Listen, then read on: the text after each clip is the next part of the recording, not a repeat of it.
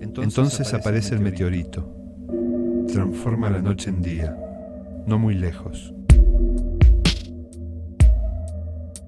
Mi nombre es Luciano Lamberti, nací en 1978 en San Francisco, Córdoba. Soy sobre todo narrador, escribí cuentos, libros de cuentos y novelas, y un libro de poemas y un libro que recopila mis notas periodísticas. Bienvenidos a Capítulo 1, el podcast semanal sobre las nuevas obras de los escritores argentinos. Junto a ellos repasaremos sus últimos libros y también reflexionaremos sobre el proceso creativo de la escritura. Capítulo 1. Leer, escribir y escuchar.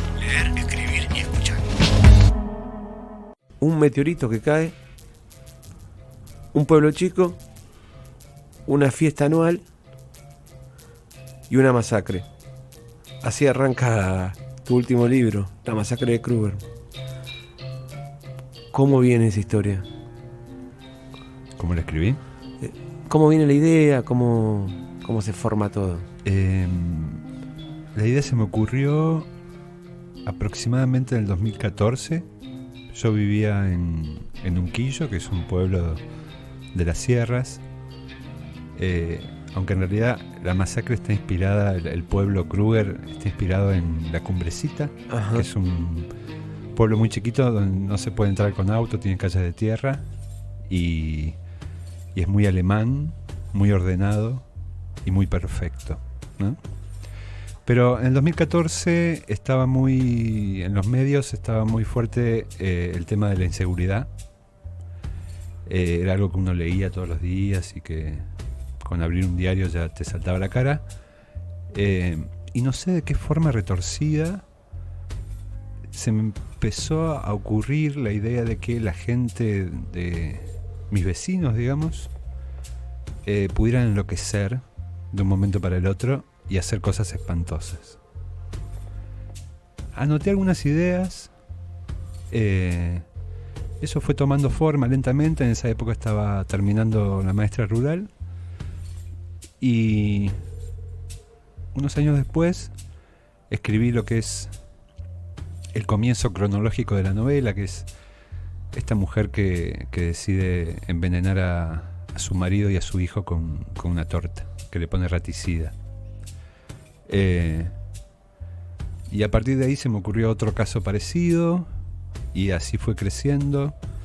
Y la verdad que me divertí mucho, sobre todo con la parte de, más que de la violencia, que en una primera versión era como más larga y más desarrollada, con la parte en la que los personajes empiezan a enloquecer, ¿no? Eso es algo que me gustó muchísimo explorar, que me parecía que por ahí venía la novela, ¿no? Contar la locura colectiva. Eso lo escribí con las sucesivas reescrituras y qué sé yo, y la verdad que lo disfruté mucho haciéndolo.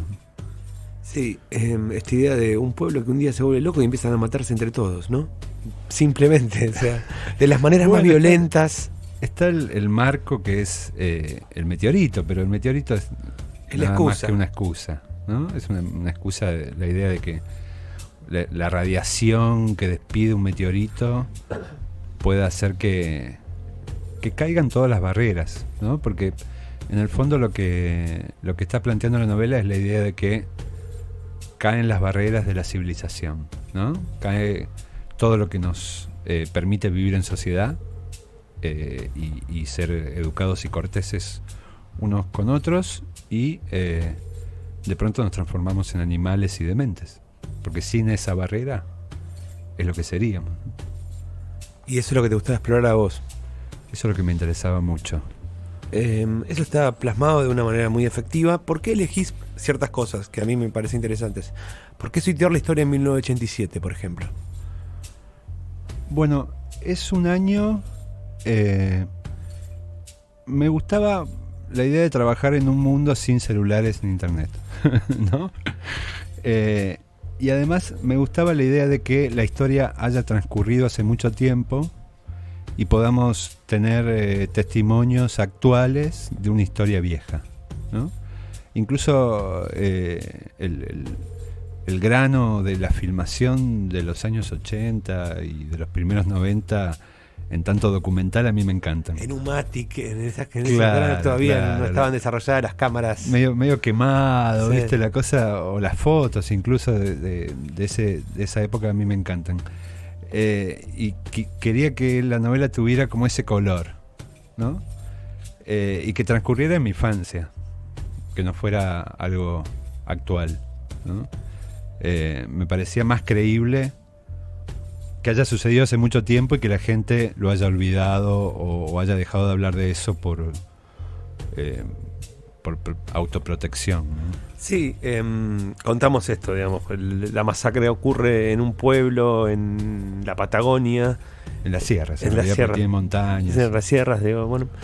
Pero la fiesta de la nieve, ¿no? Digamos, o sea, estuviste muy cuidadoso en inventar una fiesta y no poner una fiesta que exista, ¿no? En realidad en las sierras se festeja la primera caída de la nieve del año. Yo soy cordobés y lo sé porque salían los noticieros y la gente va a hacer muñequito y tirarse con bolas de nieve en las altas cumbres, ¿no? Pero no hay una fiesta de la nieve así como la narro ahí. Lo más parecido es el Oktoberfest, ¿no? Sí. Que es un festejo de lo alemán, sí. ¿No? Con todos descendientes de alemanes, sí. Borrachos, golpeándose entre ellos. Claro. Y rompiéndose en la cabeza. Exhibiendo su heterosexualidad, sí. Recalcitrante. Claro. Pero yo como que mezclé esas dos cosas, ¿no? Y también hay algo que me parece como interesante, que para mí, después quiero profundizar un poquito, pero hay un tríptico acá en los libros que tengo en la mesa, que son La masacre de Kruger, La maestra rural y La casa de Eucaliptus. Después voy a profundizar en eso, pero hay algo que a mí me gusta mucho de la novela, que es que aparece una telenovela, ¿no? Y a mí me parece que, por lo menos, la sensación de que la incomunicación en esos pueblos está muy marcada en la novela, y el único conducto que tienen todos es una telenovela, digamos, ¿no? Hay una escena en la cual un hombre no sabe qué hablar con una moza y le dice, pero ¿viste el capítulo de La Indomable? ¿Puede ser? La Indomable. Sí. Y después metes partes del guión de la telenovela. ¿Cómo es esto, digamos? ¿Por qué esa decisión? Que la hace más interesante también, digo, ¿no? En realidad, bueno, por un lado, recuerdo infantil de mi mamá hablando de las telenovelas de Castro, de Verónica Castro. Sí, Verónica Castro. De Verónica Castro, y ella mirándola y sin darme pelota, y yo haciendo cualquier gilada en mi casa cuando niño. Y por otro, en Twin Peaks, sí. Primera temporada, sí. Los personajes ven una telenovela, que no me acuerdo cómo se llama, creo que es tipo Aquellos años felices, no sé, una cosa así. Y que es como una especie de Twin Peaks, pero que juega más con el melodrama y con una cosa muy bizarra. Y me gustaba explorar eso, digamos, explorar como una época a partir de las telenovelas que ven, ¿no? Que como habrás notado no es una telenovela tradicional, ni en pedo, pero ya sabemos hasta dónde puede llegar el melodrama, digamos, como que tiene ramificaciones que pueden ser espantosas, y que las señoras de casa consumen. No soy tu padre, soy tu hijo, por ejemplo. Claro, sí, o se levanta el que estaba en silla de ruedas, sí. Que justo era cura y hijo producto de incesto y demás, ¿no? Y me gustaba manejar esos dos niveles de realidad, además, ¿no? Como el nivel de ficción, por un lado, y el nivel de la metaficción adentro, ¿no? Una ficción dentro de la ficción, que estaba bueno y que era, por lo menos para mí, divertido. Porque además la novela trabaja con eso, viste que tiene como partes que son como documental, y partes que son como recreación ficcional de ese documental. Entonces, como esos niveles de realidad era algo que estaba ahí dando vueltas. Nada, cuando la estaba escribiendo apareció la telenovela y a partir de ahí la quise mantener como una especie de espíritu de la época para esta gente. Claro, y además si vos te pones a pensar, digamos, es como, está contada como el anticlímax, digamos. Vos ya sabés, o sea, los primeros 2 segundos que hubo una masacre, o sea, recién te enterás, o sea, es como varios puntos de vista diferentes, qué sé yo, desde hay un pueblo al lado donde atienden a los enfermos, los sobrevivientes, se ve que hay alguien que vos no sabés, pero está recogiendo testimonios, vos nunca sabés quién es, pero suponés que es un periodista, digamos, elegiste como varias formas narrativas, pienso en Manuel Puig, digamos, en cómo contarla. ¿Qué es lo que te atraía de contar desde un formato que puede ser voces varias, testimonios, archivos que aparecen de la policía, fotos, la historia del pueblo? ¿Qué es lo que te atraía de contarla así? ¿Por qué te gustó contarla así? ¿Y por qué como que la hace muy interesante? Es tan interesante la historia como la forma en la que contás. Bueno, qué bueno que hayas nombrado a Puig, porque para mí es... él y Saer son como los dos grandes escritores argentinos después de Borges, y no tienen mucha, excepto en algunos casos aislados, Puig no tiene como una tradición que haya dejado, ¿viste? Excepto el de Alejandro López, ¿no? Las novelas de Alejandro López, que son bien al estilo Puig, o algún cuento de Falco. O Alberto Fuguet por ahí. Fuguet, ponele, sí. Sí. Claro, porque más cerca del cine, ¿no? La idea de narrar sin narrador, que está en Puig, a mí me parece muy interesante. Me parece que cierta clase de historias implican contarlas así para hacerlas creíbles, ¿no?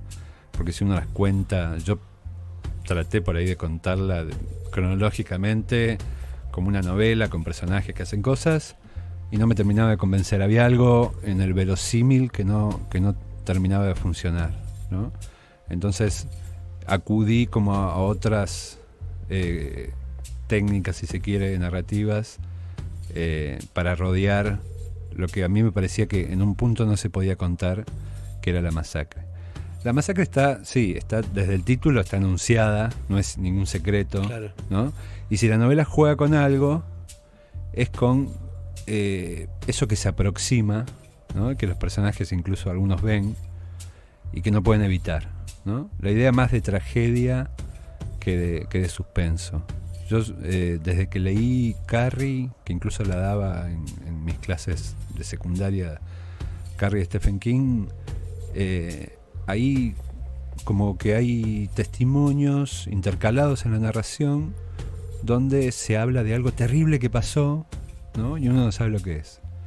Y ese algo va creciendo y se va acercando. Bueno, mi idea era como reproducir esa sensación de como de tsunami que se acerca, ¿no?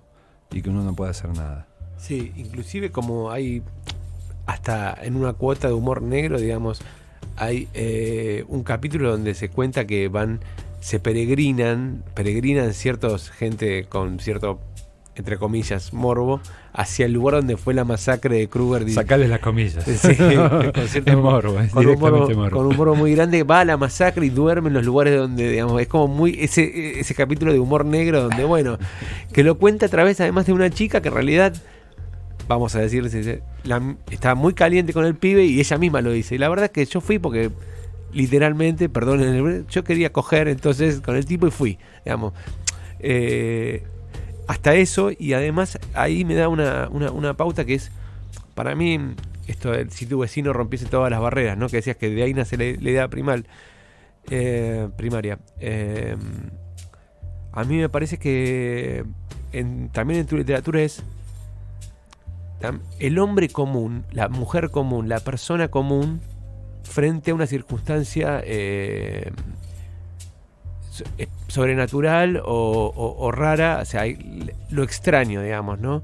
No decís, bueno, yo era periodista o un tipo que se dedica a investigar. En general en tus novelas son el dueño de una panadería, un tipo que es un intendente oscuro de un pueblo, gente con todo lo que es el hombre del ciudadano a pie, tan feo esa frase, digamos, hay algo que para mí está ahí marcado en tus personajes, que es que te interesa, que es la otredad o lo extraño dentro de los personajes que no son como, viste, intelectuales a lo Woody Allen, digamos, por poner una palabra. No, son todos... probablemente tenga que ver con una cuestión de clase, digamos. Mis viejos son carniceros, entonces yo me crié rodeado de panaderos y de gente que tenía esa clase de trabajos y esa clase de pensamientos, ¿no? Eso por un lado. Y por otro, me parece interesante que uno se sienta, por lo menos al principio, cómodo con lo que está leyendo, sienta que de alguna forma puede empatizar o puede reconocerse en alguno de estos personajes o reconocerlo en la calle, si se quiere, y que después eso es lo que se da vuelta y lo que revela otra cara, ¿no? Porque acá, a diferencia de La maestra rural, si se quiere, donde hay un monstruo, ¿no? Acá lo monstruoso es tu vecino, tu mamá, tu papá, ¿no? La gente que te rodea, la gente que uno considera conocida, donde uno se puede llegar a sentir cómodo, ¿no? Que es algo que a mí me gusta explorar mucho, porque es esta idea freudiana de lo siniestro, ¿no? Que lo siniestro no es algo asombroso, sino que es algo conocido que se revela monstruoso, ¿no? Y que los libros que a mí me interesan de terror, poner El bebé Rosemary, que a mí me parece una cosa impresionante, lo trabajan muy bien, ¿no? O los usurpadores de cuerpos, ¿no? Que son vecinos que son robados por los alienígenas, que cobran su forma. Pero que en el fondo es el carnicero, porque en la caja, en los usurpadores de cuerpos, usurpan el cuerpo, pero es tu vecino igual. Sigue siendo tu vecino. Y eso es ahí está, digamos, lo más siniestro, digamos, ¿no? A mí me parece lo más espantoso eso, que tal vez es mucho más siniestro, que daría mucho más miedo, o te provoca otra sensación saber que tu vecino te puede matar porque un día se levanta mal y te clava un hacha en la cabeza. Eso es mucho más terrorífico por ahí que pensar en un monstruo, digo, ¿no? Exacto. A mí me da más miedo y me gusta más jugar con esa sensación, ¿no? De ya no hay dónde escapar porque están todos en la misma locura. Claro. Bueno, eso es claramente lo que sucede en la masacre.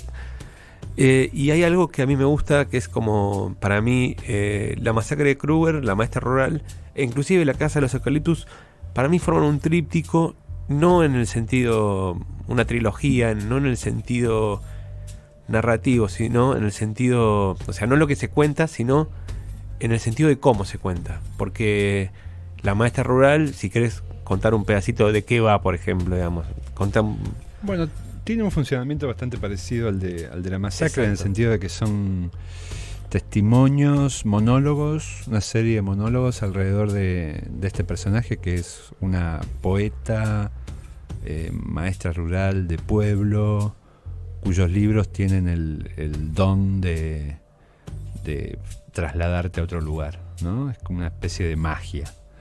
Y el protagonista es un estudiante de letras, también poeta, medio ridículo, que la empieza a rastrear. Se obsesiona, ¿no? Se obsesiona con ella, la empieza a rastrear y termina descubriendo algo de ella y algo acerca del hijo, que es medio monstruoso, que ya ingresa en el orden de lo fantástico, ¿no? Pero sí, es un funcionamiento parecido, que es básicamente es un núcleo oscuro, ¿no? Rodeado de esquirlas, y se cuentan las esquirlas, ¿no? Y se deja eso en silencio, se lo alude, que me parece a mí muy muy muy seductor para como método para narrar, porque es, de alguna forma, es el método para mí, el género esencial de la literatura, que es el policial. Yo nunca escribí un policial, pero para mí todas las obras que trabajan un poco con el misterio, con el enigma, aluden al funcionamiento del policial. Y La Casa de los Eucaliptus, para mí, aunque sean cuentos, también, por ejemplo, hay cuentos donde, por ejemplo, uno sobre el presidente, donde te está hablando a vos sos el presidente. Hay diferentes formas de narrar también en La Casa de los Eucaliptus, ¿no? Sí, por más que sea un libro de cuentos, a mí me gusta pensar cada cuento, si bien tienen un espíritu en común, Sí. pensarlo como individualidades, digamos, porque yo leer un libro de cuentos donde son todos iguales o todos con la misma estética un poco me aburre. Te digo, no digo que esté mal, pero mi experiencia como lector es que me jode un poco. Para mí, un poco cada cuento necesita una forma de narrar, ¿no? Y básicamente lo que hacemos como escritores, como narradores, es buscar nuevas formas. No sé si nuevas, pero sí formas ligeramente transversales de abordar los temas de siempre, ¿no? Los temas que ya fueron agotados en la época de la Biblia y de los griegos, ¿no? Buscar formas más o menos contemporáneas que también trabajen con la sensibilidad en primer lugar mi sensibilidad, pero la sensibilidad también de los lectores, que son consumidores de literatura, pero también de series, ¿no? De televisión, como eso implica como un lector que no es tan inocente como el lector de hace 40 años, ¿no? Hoy si contás una historia saltando en el tiempo o haciendo que el lector trabaje como un lector activo y que tenga que armar un poco el rompecabezas, se la banca el lector medio, digo, no hace falta menospreciarlo en ese sentido, porque sin ir más lejos, si miras una serie boluda de Netflix, ya estás armando. Exige, hay un nuevo relato, digamos. Una nueva forma, una completamente. Forma. Por el agotamiento quizás de la historia narrada cronológicamente, digamos. Cualquier historia ya. Sí, yo veo también que la masacre de Kruger, volviendo un poquito, es como podría ser una serie de Netflix, digamos, tranquilamente. Ojalá. Si la reformulás, digamos, ¿no? Habría que readaptar algunas cosas, pero también sería esto, digamos, ¿no? ¿Qué pasó en este pueblo, digamos? Uh-huh. Tenés 10 capítulos, 8 capítulos para contar, sí. Y contarlo de esta forma también, digamos, aprovechar algunos, si bien son dos medios diferentes, aprovechar las herramientas que das vos sobre este pueblo que nada, eso, que se bajan las barreras, como decís vos, y por momentos también es una novela gore, digamos, ¿no? Que vos no habías experimentado, digamos, antes, por lo menos en lo que yo leí. Es una novela muy sangrienta, muy violenta. ¿Ahí estaba la necesidad tuya o tenías ganas de hacer algo así como más slasher, como se dice, o sea, o más violento, más en tu cara, como dices? Y antes era más, pero me la hicieron mis lectores, me hicieron bajar un poco el gore porque era como demasiado, ya había tripas por todas partes. Me interesaba, sí, porque hay cierto placer culposo en ver morir a tu pueblo en una fiesta popular. No hay nada que hacerle, digamos, yo no lo puedo evitar. Entonces es como placentero. Es como dice King, ¿no? Cuando él dedica todo un libro que se llama Danza Macabra a tratar de explicar por qué cuando pasamos al lado de un accidente nos inclinamos a ver, ¿no? ¿Por qué lo hacemos sabiendo que vamos a ver algo asqueroso que probablemente estemos toda la semana con eso en la cabeza?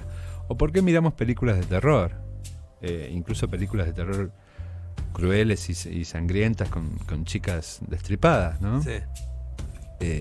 ¿Por qué hacemos eso? Si no nos diera placer, no lo haríamos. Entonces hay ahí una especie de placer culposo, medio psicoanalítico, que todos tenemos de alguna forma y que yo tengo y que me interesaba trabajar. Además porque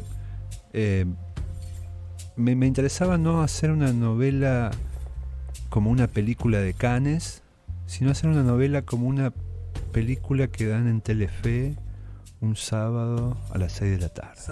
Un sábado super acción, exactamente. ¿No? O un viernes a la noche, tipo Viaje a lo inesperado. Claro, ¿no? sí. Esa cosa barata me interesaba. ¿Viste? Como de... Ya la idea de que un meteorito puede enloquecer a todo un pueblo ya es de película barata. A mí me pareció un homenaje al calor que cayó del cielo de Lovecraft. Completamente, ¿no? Sí.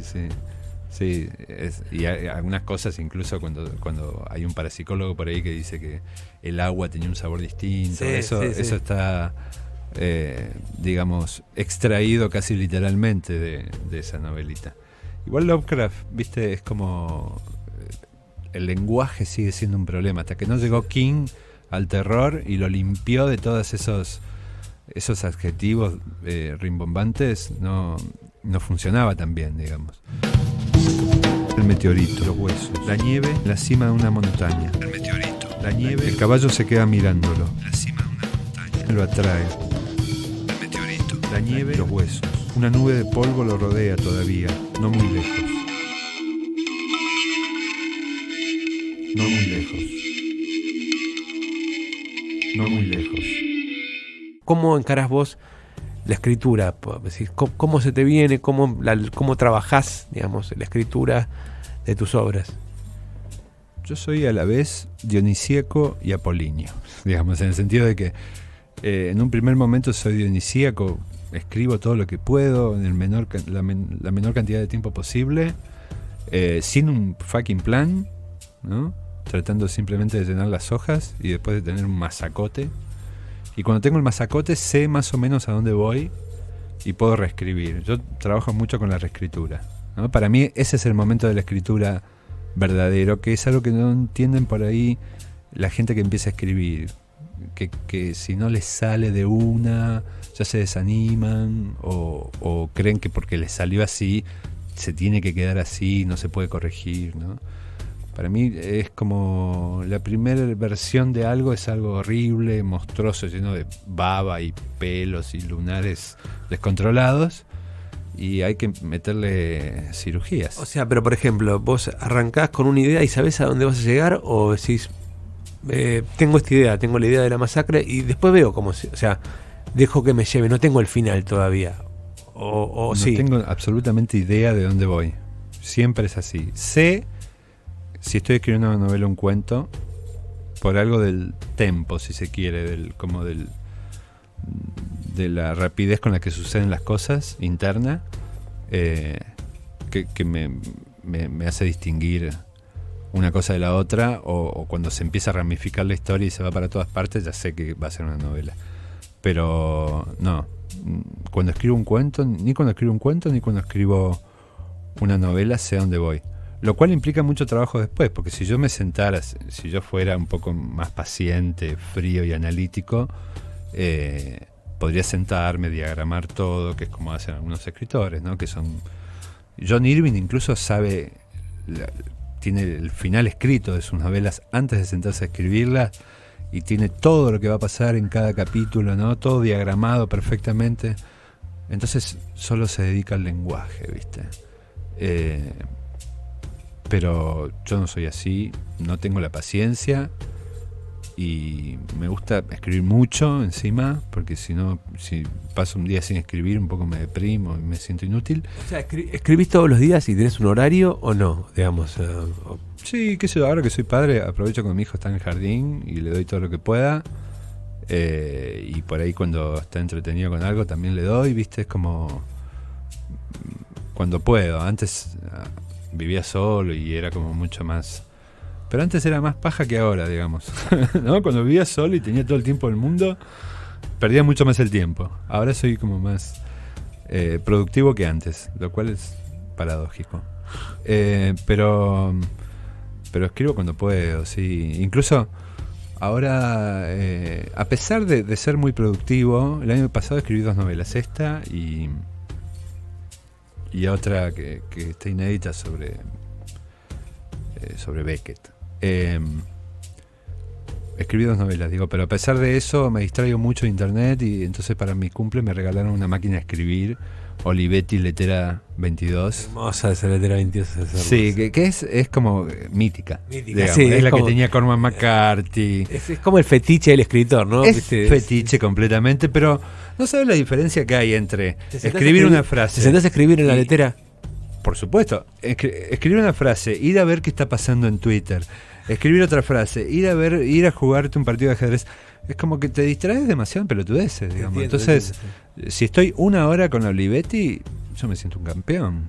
Y además tengo un taquito de hojas, algo que pesa. Y además cuando lo pasás, también corregís, ¿viste? No escribís a máquina. O sea, generalmente, bueno, yo cuando escribo tengo una primera versión siempre a lápiz y papel. ¿No? Eso no lo haces. También. Cuando por ahí, hace años que vengo escribiendo un libro de cuentos cortos de una hoja. Tipo como postales. Y eso lo escribo entre el psicoanalista y el taller. ¿Me entendés? Sí. En un bar tomando un café, digamos. Sí. Escribo sí, como sea. Es algo... Yo no entiendo a la gente que no se le ocurren ideas. A mí me sobran las ideas. Yo creo que tengo ideas para 25 años más. Si querés te vendo alguna. No tengo la plata para comprar. Pero digo, ¿cómo no podés tener ideas? Todo el tiempo tenés ideas. Sí. De acá mismo sale una idea. Digamos, sí, ¿no? está, Como... sí, pero digamos, también tenés que darte el tiempo para poder tener ideas. Creo que hay gente que por ahí no tiene ideas, pero por ahí no puede darse el lujo de tener tiempo para tener ideas, me parece. Puede ser, pero vos estás hablando de cartoneros y O de un laburante normal, no estoy hablando ni de cartonero, de un tipo que labura y tiene 3 hijos y tiene que parar Yo tengo de la 3 olla. hijos. Está bueno. Y tengo que laburar también para comer. Está bien, bueno, pero mientras lavo los platos se me ocurre una idea. Está bien, pero por ahí hay gente que no tiene ganas de laburar las ideas. Por ahí tiene Está bien, obvio. ¿no? Sí, claro. Por ahí no tiene ganas, por ahí prefiere hacer, no sé, ver televisión. Ojalá yo fuera esa gente. Sería mi vida mucho más fácil, porque además, viste, como que la literatura tampoco que te da todo el dinero del mundo. Depende. No todo el dinero del mundo. No a mí. Pero, no a vos, bueno, pero hay gente que la pega, qué sé yo. Hay gente que la pega. Preguntar a Andajasi, pero no sé, hay que ver a Andajasi para que ver si es un escritor o no. Eso no tengo mis Bueno, dudas. sí. La primera novela no estaba mal. La primera novela. Estaba mal. No. Yo siempre que lo estamos gastando a Andajasi tiro esa y todo el mundo dice, no estaba mal. Siempre se dice lo mismo. Siempre dice lo mismo. El anatomista, viste, No, como que tenía su cosa. Sí. Yo la leí hace muchos años. Sí. Pero tenía su cosa, me sorprendió el clítoris, qué sé yo, viste, era... Sí. Todo el mundo dice lo mismo. Incluso tengo una imagen que es la nena cortándole el glande al tipo con los dientes. Es una imagen que no me voy a olvidar. Por el morbo que tenés, básicamente. Obvio, me encantó. Es la imagen que te gustó, que te quedaste hablando. No me he unido más. No. Nada, 30 minutos, se pasaron rápido. Bueno. Te agradezco muchísimo. Y nada, yo recomiendo fuertemente, bueno, cualquiera de los libros de Lamberti, que yo he leído por lo menos estos 3. Pero La masacre de Kruger es muy interesante, es muy entretenido y es muy fácil de leer gracias a Dios, por suerte, digo. Yo pretendo que mis libros se lean rapidísimo. Me encanta cuando se lean rápido. Yo lo leí en 2 días. Genial. Muchas gracias. Tardaste demasiado. No, gracias a vos, por favor. Llueve. Sale el sol. Se hace de noche. Llueve. Su resplandor es inconfundible. Se hace de noche. Su luz es tan intensa que transforma la noche en día. Llueve. Bueno, recomiendo estos 5 libros porque se pueden leer a diferentes edades, porque son divertidos y porque son capaces de modificar, si se quiere, tu visión del mundo, o por lo menos dejarte lo suficientemente perturbado como para no ser el mismo, que para mí es la función de la literatura. El primero es El guardián entre el centeno, de Salinger. El segundo, La carretera, de Cormac McCarthy. Misery, de Stephen King. Crónicas marcianas, de Ray Bradbury. Y un libro de poemas, porque yo amo la poesía y nunca se habla demasiado, que se llama Pseudo y es de Martín Gambarota. Experimento un malestar creciente. Como si respirara. Lo ve prenderse y apagar apagarse como si respirara, incrustado en la tierra. Como si respirara. El caballo deja de pastar, levanta la cabeza y taconea con sus cascos en las piedras planas de la ladera. Entonces aparece el meteorito. Su luz es tan intensa que transforma la noche en día. Cruza el cielo imprimiendo una estela de claridad a su paso e impacta con una explosión en la cima de una montaña, no muy lejos. El caballo se queda mirando el lugar donde cayó sin dejar de masticar. Tiene que comer. Cuando nieve será imposible conseguir esa clase de pasto verde y fresco. Pero el resplandor del meteorito allá en la montaña lo atrae y al rato se pone en movimiento.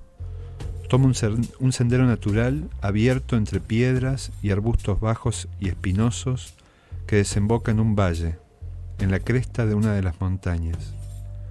Ahí brilla el meteorito en medio de un cráter incrustado en la tierra. Una nube de polvo lo rodea todavía, pero su resplandor es inconfundible. El caballo se queda mirándolo. Lo ve prenderse y apagarse como si respirara.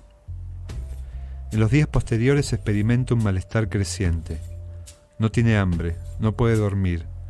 La garganta le duele como si se le hubiera clavado una espina. Quiere tomar agua para aplacar la hinchazón y va hasta el arroyo, pero al inclinarse se derrumba sobre las patas delanteras, cae de costado y ya no se levanta. La nieve, ligera y constante, cubre su cuerpo. Y cuando la nieve se retira, 2 meses después, no quedan más que el pellejo reseco y los huesos.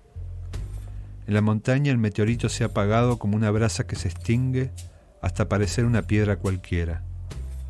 Pero los animales del lugar saben que no lo es y no se acercan a ella.